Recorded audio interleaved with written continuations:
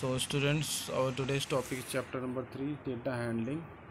So start करने से पहले मैं आपको बता दूं चैप्टर नंबर 2 तक कंप्लीट हो चुका है. चैप्टर नंबर 2 फ्रैक्शन डेसिमल, जो आपको मैंने सीरियल वाइज हर एक एक्सरसाइज को काफ़ी डीपली पढ़ाया और काफ़ी स्टूडेंट ने चैप्टर नंबर 1 का टेस्ट भी कर दिया है, जो कि अच्छा परफॉर्म किया आप लोगों ने. कुछ स्टूडेंट के फुल मार्क्स आए हैं और बहुत सारे स्टूडेंट्स के 90 या 80 मार्क्स तक आए हैं. सो स्टार्ट करते हैं डेटा हैंडलिंग. सो आप चैप्टर नंबर 3 में डेटा हैंडलिंग क्लास 6 में भी पढ़ चुके हो. डेटा की डेफिनेशन भी आप पढ़ चुके हो. मैंने आपको बताया था कि data is a collection of information which you can get from different sources like newspaper, magazines, television etcetera. Okay, so आप इन सब जगहों से उस सोर्स को प्राप्त करते हो, आपको मिलता है वो सोर्स, और फिर उसके बाद आप उस इंफॉर्मेशन को बनाते हो जो कि डेटा कहलाता है. ठीक है. सो जैसे कि मैंने इस क्लास 7th के ग्रुप को बनाया, तो मैंने क्या करा, आपका स्कूल से एक रॉ डेटा लिया जो कि व्हाट्सएप नंबर का डेटा नहीं था, कॉलिंग नंबर का डेटा था.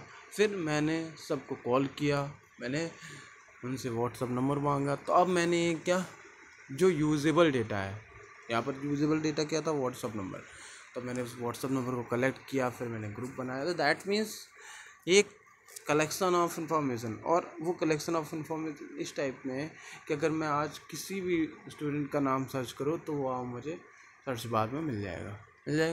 दैट मीन्स मैंने एक ग्रुप बना करके, अब मैं अगर आप किसी ग्रुप को ना बना करके ऐसे ही अपने कॉन्टैक्ट लिस्ट में उसको ऐड कर देता और फिर मैं आपसे नंबर बाई नंबर चैट करने की, कांटेक्ट करने की कोशिश करता तो नहीं कर पाता ना. यहाँ पर मैंने ग्रुप बनाया, उस डेटा को एक पूरे ग्रुप में मर्ज कर दिया. दैट मीन्स यहाँ पर हम क्या कर रहे हैं, उस डेटा को कलेक्ट कर रहे हैं और उस डेटा का यूज़ कर रहे हैं और फिर उसके बाद उसको क्या कर रहे हैं, ऑर्गेनाइज कर रहे हैं.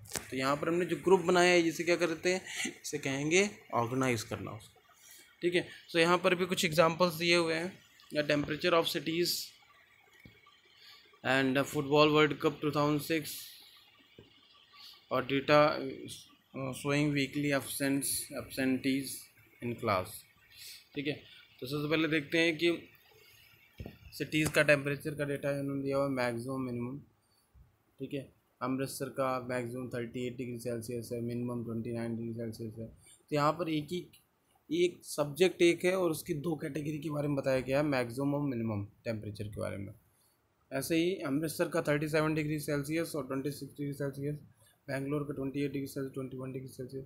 लास्ट टाइम आपने जो क्लास 6 में उसको पिक्चर में बनाना सीखा था, उसके ड्राइंग बनाना सीखा था, कैसे किसी डेटा को ड्रॉ कर सकते हैं. इस बार भी आप उसको ड्रॉ करना सीखोगे, उसके एप्लीकेशंस पढ़ोगे, बट कुछ स्टैंडर्ड फॉर्म में. ठीक है ना. उससे कुछ थोड़ा सा और आगे बढ़ करके आप उसको सीखोगे. सो यहाँ पर ठीक है, data showing weekly absentees in class. तो मंडे को 3 स्टूडेंट जो है एब्सेंट हुए, ट्यूसडे को 1 एब्सेंट हुआ, वेडनेसडे को कोई एब्सेंट नहीं हुआ, थर्सडे को 5 स्टूडेंट एब्सेंट हुए, फ्राइडे को 12 एब्सेंट और सैटरडे को 4 एब्सेंट थे. ठीक है. और नीचे देखिए कि जो फिगर बना हुआ है, ये रिप्रेजेंट कर रहा है 1 चाइल्ड को. ठीक है. सो आई थिंक सबको समझ में आ गया होगा कि डेटा है क्या और कैसे उसको टेबल फॉर्म में ऑर्गेनाइज करते हैं. ठीक है. अब कलेक्टिंग डेटा. तो कलेक्टिंग डेटा मैंने आपको बता दिया कि ये जो डेटा है आप न्यूज़पेपर के थ्रू कलेक्ट कर सकते हो, आप मैगज़ीन के थ्रू कलेक्ट कर सकते हो, आप न्यूज़ हेडलाइंस के थ्रू, टीवी चैनल्स के थ्रू, मतलब जहाँ से भी उसका सोर्स सबसे ज़्यादा हो. जैसे अगर मुझे चाहिए था आपका डेटा, मुझे आपके व्हाट्सएप नंबर का डेटा चाहिए था, तो सबसे पहले मैंने क्या कलेक्ट किया, आपकी लिस्ट को कलेक्ट किया. तो दैट मीन्स वो कलेक्शन कहाँ से हुआ, स्कूल से.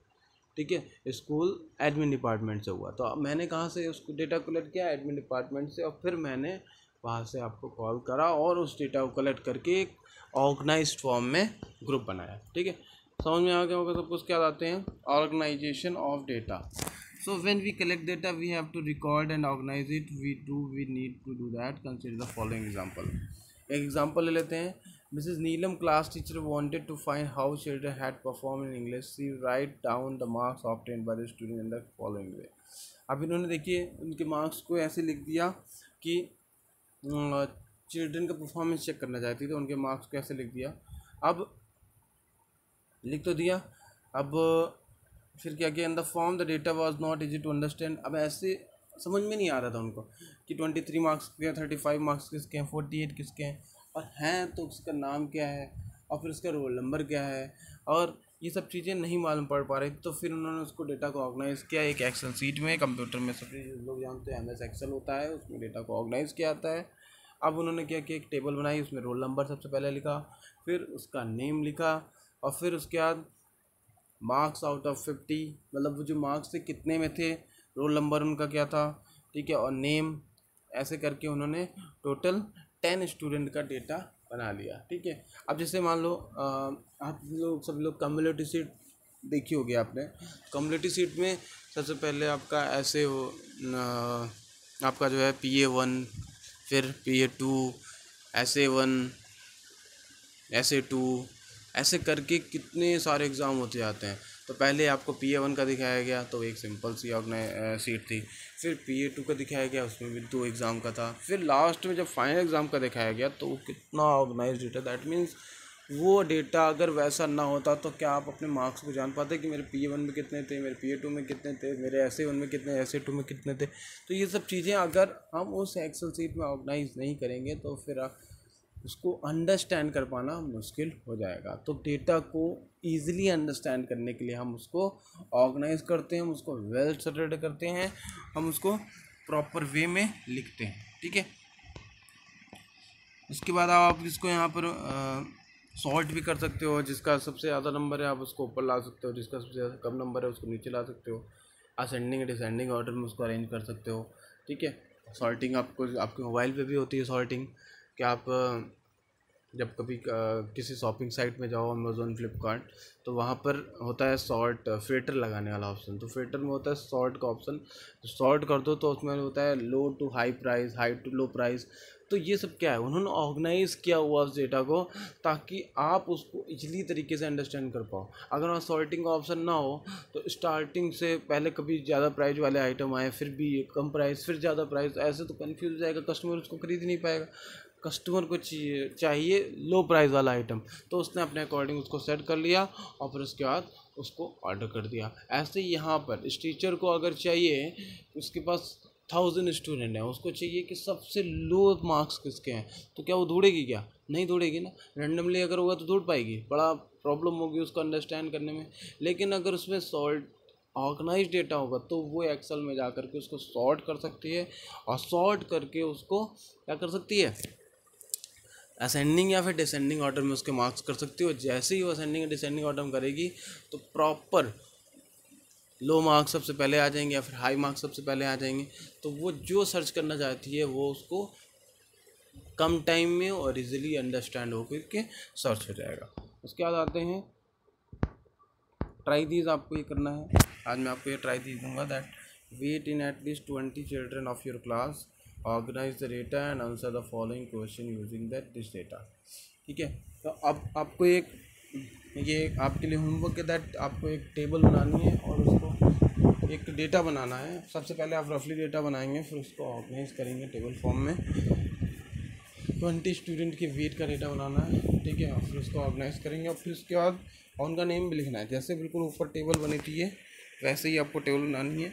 रोल नंबर क्या है, उनका नेम क्या है, और मार्क्स की जगह आप वेट लिख सकते हो। ठीक है, तो ऐसे करके 3 कॉलम्स होंगे। सबसे पहले रफली डेटा बनाओगे, दैट वेट आप बिना नाम के वेट लिख दोगे सबका 20 स्टूडेंट्स का। फिर उसके बाद उनका नाम लिखोगे और उसी के अकॉर्डिंग आपको ये क्वेश्चन के आंसर देने। Who is the heaviest of all, heaviest means भारी।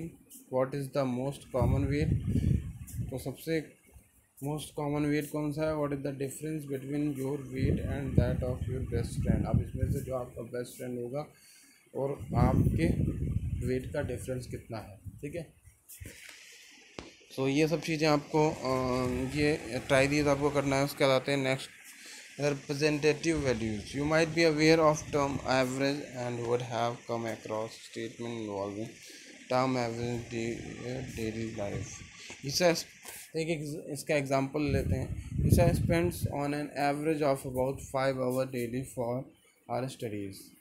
अब कभी कभी ऐसा होता है कि हम बोलते हैं सर एवरेज, लगभग एवरेज कितना कर लेते हो आप, तो आप उसके एक क्वांटिटी बोल देते हो कि सर मैं एवरेज 5 आवर पढ़ लेता हूँ। दैट मीन्स आपने वीक पर डे कभी कुछ पढ़ा, कभी कुछ पढ़ा, कभी कुछ पढ़ा। मीन्स मंडे को आपने 2 आवर पढ़े, ट्यूसडे को आपने 3 आवर पढ़े, फिर आपने वेडनेसडे को पढ़ा ही नहीं, फिर आपने थर्सडे को 3 आवर पढ़े।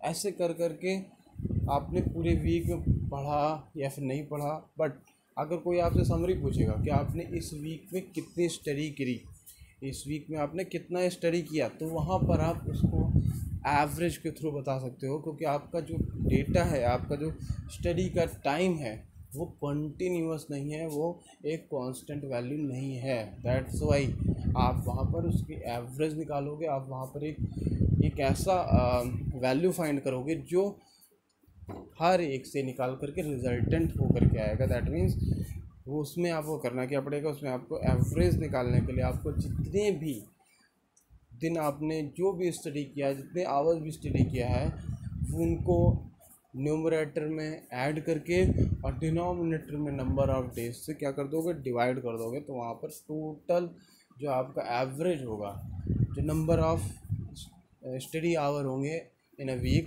एवरेज आवर, वो आपके फाइंड हो जाएंगे। ठीक है। So the average temperature of this time of the year is about 40 degree Celsius. तो इस ईयर में जो एवरेज टेम्परेचर रहा, मीन्स जनवरी में कभी 30 डिग्री सेल्सियस रहा, फरवरी में 45 डिग्री सेल्सियस रहा, उसके बाद मार्च में 28 डिग्री सेल्सियस रहा। अब ऐसे करते करते करते पूरा साल हो गया, पूरा ईयर हो गया। अब पूछा कि भाई ये बताइए 2019 में कितना एवरेज टेम्परेचर था, तो आप कैसे निकालोगे, क्योंकि हर एक मंथ में तो डिफरेंट टेम्परेचर था। दैट मीन्स आप वहाँ पर सारे टेम्परेचर को, जो भी मंथ का टेम्परेचर आया है, उसको ऐड करके और उसको न्यूमरेटर में नंबर ऑफ मंथ से डिवाइड कर दोगे। और जब डिवाइड कर दोगे तो एक रिज़ल्ट निकल के आएगा, वो उस ईयर का 2019 का एवरेज टेम्परेचर हो जाएगा। ऐसे ही the average age of the peoples in my class is 12 years. उसके बाद अब आपकी क्लास में 7th क्लास में कुछ लोग 12 के होंगे, कुछ लोग 13 के होंगे, कुछ 14 के होंगे, कुछ 12 के होंगे, फिर कुछ 13, 14। तो दैट मीन्स जितने भी स्टूडेंट हैं आपकी क्लास में, उनकी सब की एज का एडिशन और divided by number of student अगर आप कर दोगे, तो वहाँ पर average age of the student की निकल आएगी। मतलब आपकी क्लास में लगभग कितने एज के स्टूडेंट हैं, लगभग मीन्स 12 ईयर्स के, 13 ईयर्स के या 14 ईयर के, जो भी रिज़ल्ट निकल के आएगा वहाँ पर उसको सॉल्व करने में वो एवरेज एज हो जाएगी आपकी क्लास की। तो ऐसे ही इसका फॉर्मूला भी दिया हुआ है, आप इसको निकाल सकते हो। मैं आपको बता देता हूँ। The average is equals to the sum of all the observation upon the total number of observation, और यही फॉर्मूला होता है अरिथमेटिक मीन का। ठीक है।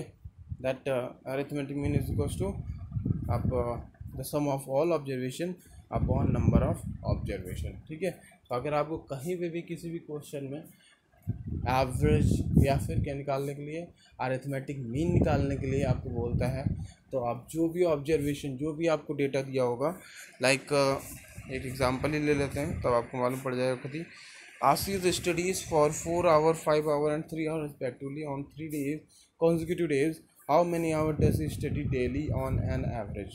अब यहाँ पर आया एवरेज, तो अब आपको करना क्या है, 4 + 5 मीन्स सबसे पहले एवरेज का फॉर्मूला लिखोगे। Average is equals to total number of hours in 3 consecutive days upon number of days. उसके बाद 4 + 5 + 3 अपॉन में कितना हो जाएगा, नंबर ऑफ डेज जो स्टडी किए उसने कितने, 3, इक्वल्स टू कितना हो जाएगा, 4 + 5 + 3 9 + 3 इज इक्वल्स 12 अपॉन में 3। तो दैट मीन्स 4 आवर पर डे उसने एवरेज स्टडी किया। इसके बाद आते हैं batsman score the following number of runs in 6 innings. अब यहाँ पर देखिए डेटा दिया हुआ है आपको, ये 36 6 इनिंग में किसी बैट्समैन ने इतने रन बनाए, अलग अलग इनिंग में इतने रन बनाए, और तो पूछ रहे हैं कि calculate the mean run scored by him in an inning. एक इनिंग में उसने कितना लगभग मीन या फिर एवरेज रन उसका स्कोर कितना रहा। ठीक है, तो यहाँ पर आते हैं 36, 35, 50, 46, 60 और 55 को ऐड करके, और टोटल नंबर ऑफ इनिंग कितनी है 6। तो 6 से आप डिवाइड कर दोगे तो जो इसका टोटल वो आएगा 282 अपॉन में 6 उसको तो 47। तो 1 इनिंग का जो एवरेज स्कोर रहा वो उसका रहा कितना 47। ठीक है, तो 1 इनिंग का ये स्कोर आ गया कि 1 इनिंग में उसने लगभग एवरेज स्कोर बनाया वो 47 बनाया। तो एवरेज और मीन आई थिंक सबको समझ में आ गया होगा। सो अब आपको एक ट्राई दी पहला वाला, एक ट्राई दीजिए how would you find the average of your study hours for the whole week.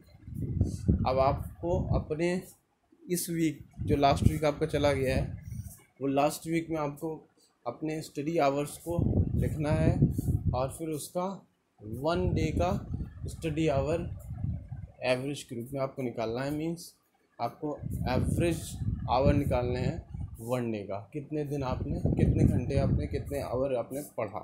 ठीक है, तो वो आपको एग्जांपल और ट्राई दिस, और एक ट्राई दिस आपका वेट वाला, ये ट्राई दिस ये आपको करना है। मैं आपको स्क्रीनशॉट दे दूंगा, और कुछ और भी एवरेज और अरिथमेटिक मीन के मैं आपको 4-5 क्वेश्चन दूंगा, उनका भी स्क्रीनशॉट भेज दूंगा। सो मेक श्योर कि आप इसको अच्छे से करो। और चैप्टर नंबर 2 का जो टेस्ट होगा वो आपको मैं बता दूंगा, सरप्राइज टेस्ट ही होगा, तो अपना उसको भी रिवाइज करते हुए चलो। ओके, तो आई होप कि आज का टॉपिक आपको अच्छा लगा होगा। कोई भी प्रॉब्लम होती है यूट्यूब के कमेंट बॉक्स में आप लिख सकते हो, आप मुझे कॉल कर सकते हो, मैसेज कर सकते हो। Okay, thank you for listening me, have a nice.